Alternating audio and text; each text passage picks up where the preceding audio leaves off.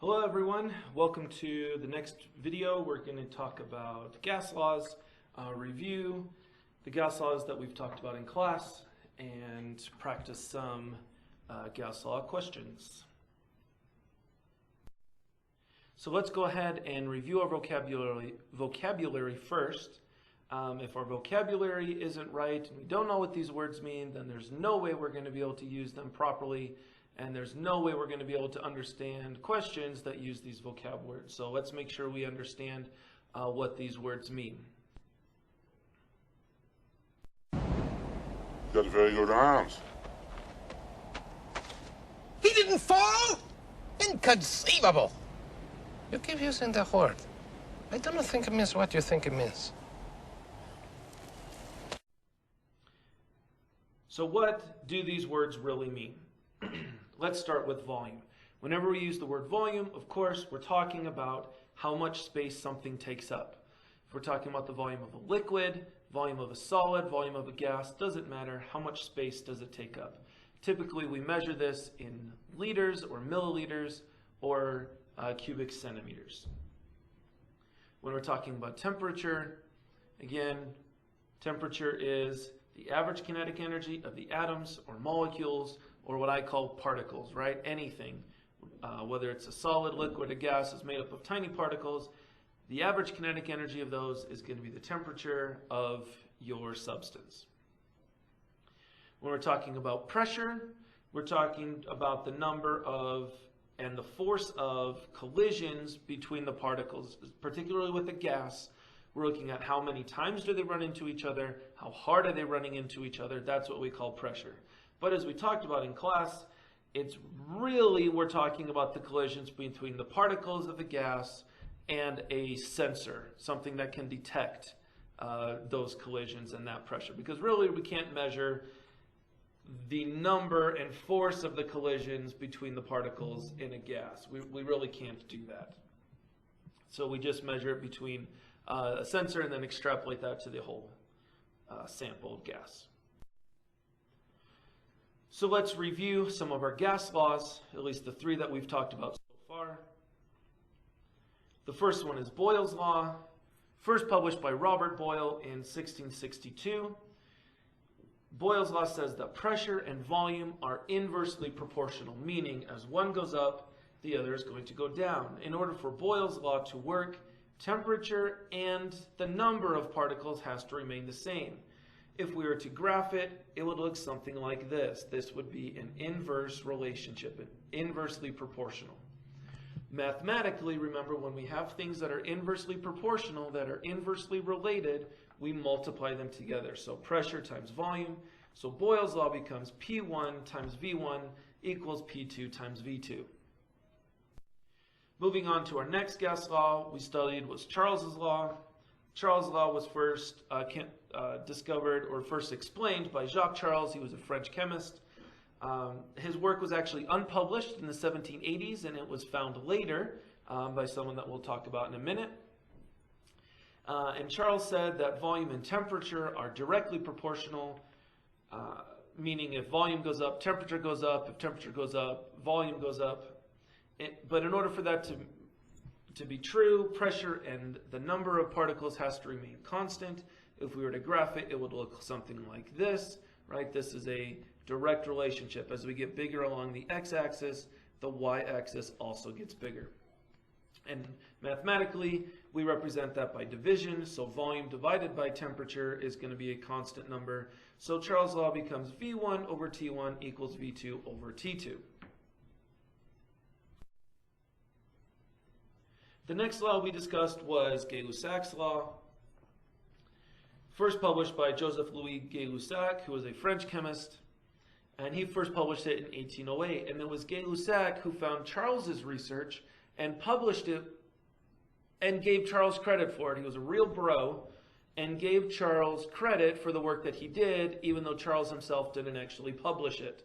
Gay-Lussac published it, but said, hey, I found this work by another guy named Charles. Here's what he said. So, pretty good guy. Didn't take credit for somebody else's work. What Gay-Lussac said was that pressure and temperature are directly proportional. As we increase temperature, the pressure is going to go up, and as we decrease temperature, pressure is going to go down. In order for this to be true, then volume and the number of particles has to remain constant. Just like Charles' law, if we were to graph it, it would look something like this. This would be a direct relationship. These are directly proportional. Mathematically, again, we use division. So P1 over T1 equals P2 over T2. That is going to be Gay-Lussac's law.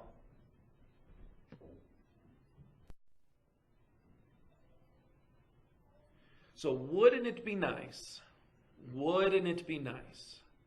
if there was a way to take all of these gas laws and combine them all together into one coherent idea, into one simple formula, into one simple equation? Wouldn't that be nice? You know, it seems the more we talk about it, it only makes it worse to live without it. But let's talk about it. But wouldn't it be nice?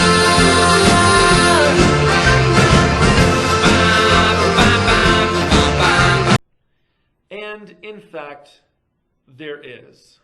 So what I believe you were trying to say is thank you. There is a way that we can take these three ideas, these three laws, and combine them together to form one gas law. All right, so let me go ahead and show you the combination, the one simple formula that we can use to answer any gas law question. So remember our three laws that we know: Boyle's law, we have Charles' law, if I can spell it right, and we have Gay-Lussac's law.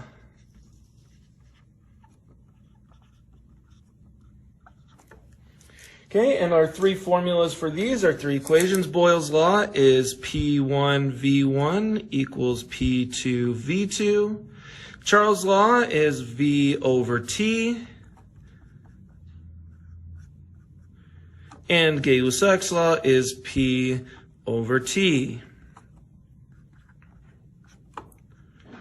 Well, if we were to combine all of these ideas, take them all of these equations, and just smash them together, we get this thing, PV over T.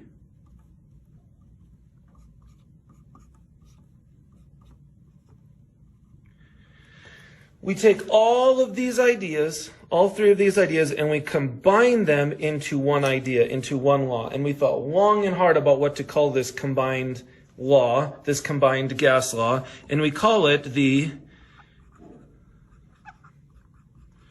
combined gas law. So, thought really hard, long and hard about it.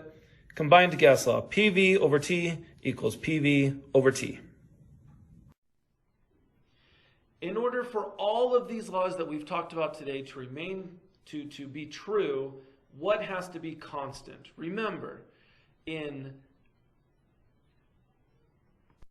Boyle's law, in Boyle's law, temperature has to remain constant and the number of particles. In Charles's law, pressure and number of particles has to remain constant, and in Gay-Lussac's law, volume and number of particles has to remain constant. So in the combined gas law, the number of particles has to stay constant. In all of these laws, what has to remain constant?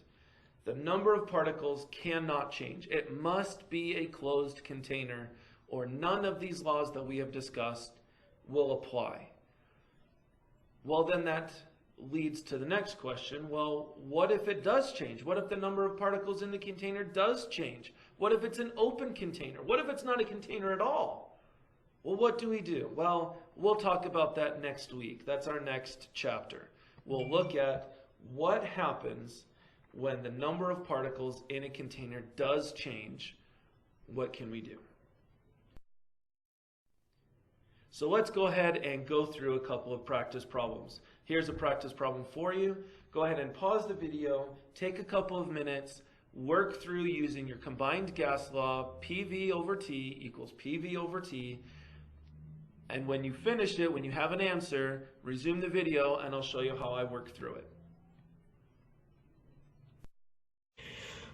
Okay, so this is the practice problem that we're going to be working through. Here's a reminder. So the first thing we're going to do here is we're going to take all of our numbers out and assign them to each of the different variables that we have. So for this one, they tell us that we have a volume of 200 milliliters.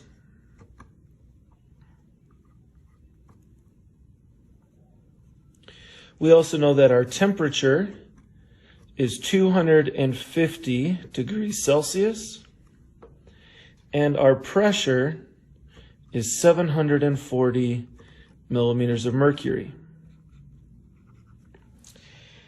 Then the question goes on and tells us that our volume is reduced, so we know we have a new volume. It's reduced to 190 milliliters at standard temperature. Remember, standard temperature is 0 degrees Celsius or 273 Kelvin. So I'm going to write that in here, 0.0 degrees Celsius. And the question is asking for our new pressure. So that's what we're going to be solving for here, is our new pressure. So we're going to, first thing we need to do before we take any of these numbers and plug them into an equation, into our combined gas law, is we need to take these temperatures and these need to be converted into Kelvin. Remember, anytime we use a gas law equation, our temperatures must be in Kelvin because we have to use a temperature scale that cannot go negative. And in order to convert this into Kelvin, we're just going to take this number and add 273. So when I take 250 and I add 273, I get a value of 523 Kelvin. And down here, when I add 273 to 0 degrees Celsius, I get 273 Kelvin. So this is my first step. This is what I'm going to do. I pull all of my numbers out and I assign them to the different variables. So I know exactly where I need to put them in my combined gas law. So let's go ahead and do that. So my combined gas law again is P1 V1 over T1 is equal to P2 V2 over T2. So going back here, I have my first volume is 200 milliliters. My first pressure is 740 millimeters of mercury. And my first temperature is not 250. I'm going to use this number, 523. So I'm going to go ahead and plug that in here. So we have 740 millimeters of mercury. And I have 200 milliliters, and that's all over 523 Kelvin. Notice, just like I do it in class, keep all of the units with your numbers. Keep all your units with your numbers, because that will help you make sure that your answer is right when you're done. When I'm looking at the other side of the equation, I'm going to use these set of variables here, these values. So my second pressure is what I'm trying to find. My second volume is 190 milliliters. And my temperature is 273 K. All right, now I'm going to cross multiply. So crossing across here, I'm going to get 740 millimeters of mercury times 200 milliliters times 273 Kelvin equals, and now I'm going to multiply across this way. I get 523 Kelvin times P2 times 190 milliliters. Okay, and now I'm going to divide both sides by 523 Kelvin and 190 milliliters. And these will cancel out, these will reduce out, and I'll be left with P2 by itself over here. Then I need to divide on the other side, 523 Kelvin times 190 milliliters. And if we go over here, remember our units can reduce just like fractions. So that Kelvin will reduce, and so will that one. Milliliters reduce, milliliters reduce, and the unit I'm left with is millimeters of mercury. And what do we measure with millimeters of mercury? Well, we measure pressure, and that's what I'm trying to find is pressure. So I know, because my units work, that this math will give me the right number. All I have to do is plug it into my calculator, and I'll get the right answer. So I have 740 times 200 times 273 divided by 523 divided by 190, and I get an answer of 406.6. We're going to round to 3 digits, so my answer is going to be 407, my unit again, millimeters of mercury. So that's how I would do that one. Here's our second practice problem. Again, pause the video, read through the problem, try to solve it, try to get an answer. When you have an answer, resume the video and you'll see how I work through it. For the second practice problem, we have a balloon that has a certain volume and a certain temperature at a certain pressure, and we want to find out what the new volume is if we change the temperature and change the pressure. So the first thing we're going to do is write out our variables. So the first thing they tell us is a volume, and that's 80 milliliters. We know our first temperature is 100 degrees Celsius, and our first pressure is 0.980 atm. Just like last time, we will eventually convert this Celsius temperature into Kelvin. But let's keep going. We're looking for our second volume. We don't know that yet. Our second temperature is 120 degrees Celsius, and our second pressure is 1.20 atm. All right, so this is the information that we have so far. So let's go ahead and convert our temperatures. 100 degrees Celsius. Remember, we add 273, so that's going to be 373 Kelvin. Remember again, no degrees for Kelvin. 120 degrees Celsius is 393 Kelvin. Now that we've got our temperatures converted, we can plug it into our combined gas law. Our combined gas law is P1 V1 over T1 equals P2 V2 over T2. So I'm going to take this first set of variables up here, and I'm going to plug them into the left side of the equation here. So my first pressure is 0.980 atm. Again, keeping the units with the numbers. My first volume is 80 milliliters. And that's all over my temperature, which is 373 Kelvin. Now on the right side, again, we're trying to find our volume. We don't have a second volume. That's what we're trying to find, but we will plug in our second values on the right side of this equation here. So my second pressure, is 1.20 atm. Volume is what I'm trying to find, and my temperature is 393 Kelvin. All right, now I'm going to cross multiply. So first I'll go across here. So I have 0.980 atm times 80 milliliters times 393 Kelvin. And that's going to equal, we're going to go across this way now, 373 Kelvin times 1.20 ATM, and that's times my second volume. Sorry, it didn't all fit in there. All right, now I'm going to divide by 373 Kelvin and 1.20 ATM, and that will reduce out on this side. And then over here, same thing, I'm going to divide by 373 Kelvin and 1.20 ATM.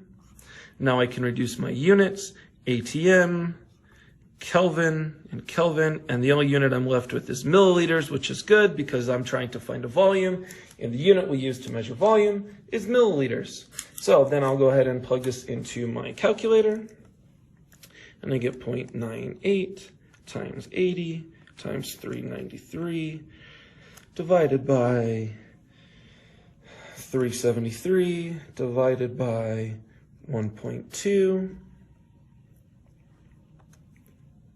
and I get 68.8 is my answer. So 68.8 milliliters is my second volume. So that's how we would do that second question. Here's our last practice problem. Go ahead and pause the video, work through it, resume the video when you have an answer. With this third practice question, I wanted to show you how it's possible to even use the combined gas law when we aren't given all three variables. If all three conditions don't change, we can still use the combined gas law. So here's our example. To a temperature must 390 milliliters of a gas at 156 degrees Celsius be changed in order to occupy 250 milliliters. So let's go ahead and pull out our variables and get the numbers that we need. So our first volume is equal to 390 milliliters, and our first temperature is 156 degrees Celsius. Again, we need to convert that to Kelvin. And our second volume is 250 milliliters. Notice, at least I hope you notice, that we don't mention pressure in here. Nowhere in the question does it mention pressure. So when the question doesn't mention pressure, or it doesn't mention temperature, or it doesn't mention volume, we can just assume that they're constant. So if we look at our combined gas law, again, P1V1 over T1 equals P2V2 over T2. In this example, where it doesn't mention pressure, I can just ignore pressure, and that's Charles' law. If pressure stays constant, that's Charles' law, and I can go on. I can solve it just fine. If my temperature is constant, I can cover that up, and now it becomes Boyle's law, and I can solve it just fine. And if my volume is constant, I can just cover that up, and now I have Gay-Lussac's law, and that works, and I can solve it just fine. So anytime it doesn't mention a variable, or it doesn't mention a condition, then we can just assume it's constant and we can ignore it, but we can still solve it using the combined gas law. So before I can plug in my variables again, I've got to go back and I have to convert this temperature into Kelvin. So again, in order to convert it into Kelvin, I'm just going to take 156, add 273, and I get 429 Kelvin is my temperature that I'm going to use to answer this question. And now I can plug them into my equation. My first pressure, again, pressure is constant, so I'm just going to ignore it. So my first volume is 390 milliliters. My first temperature is 429 Kelvin.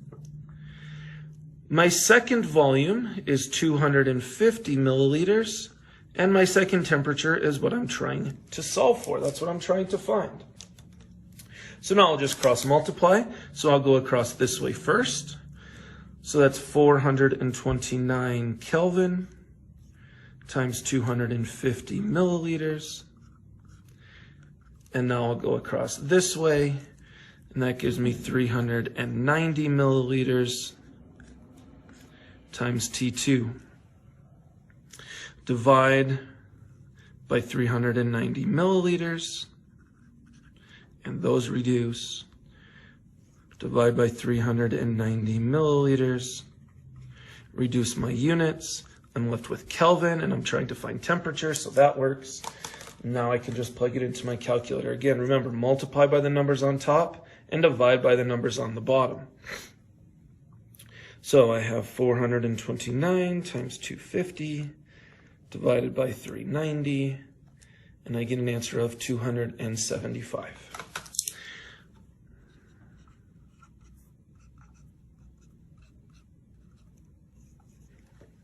And that's how we would do that one.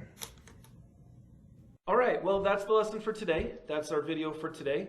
If you have any questions or comments, be sure to drop them down in the comments below. Make sure to hit that like and subscribe button. Hit that bell so you get a notification next time I drop a video. If you need anything, feel free. Just let me know. I'll see you next time. Have a wonderful day.